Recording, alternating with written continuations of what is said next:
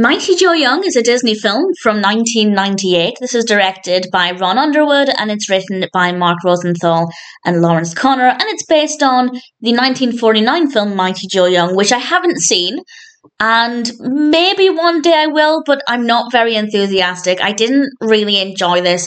I don't know if I ever saw it as a child.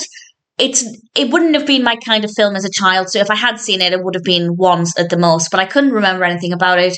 And having watched it now, I'd say all of the technical aspects are quite impressive. The performances are very good, but I found the narrative to be tremendously boring. It's about Joe, and Joe is a gorilla, and it starts initially 12 years in the past, and Joe is a young gorilla, and then 12 years into the future, he's now in an animal sanctuary, and he is under the care of Jill. Jill is played by Charlize Theron. We also have Bill Paxton as Professor Gregg O'Hara. And the poacher from earlier on in the film, Strasser, is now seeking revenge on Joe after young Joe attacked him. And it's largely about Joe's safety. And it sounds like it could be a very action-packed film. And I have to say there are moments where it's quite intense, where there's quite a lot happening in a short space of time, but for the bulk of it, it was just very slow. Not a lot happened. It was more about just conversations between characters, which would be fine if the dialogue was interesting, but it really, really wasn't. So I didn't really find any of this enjoyable.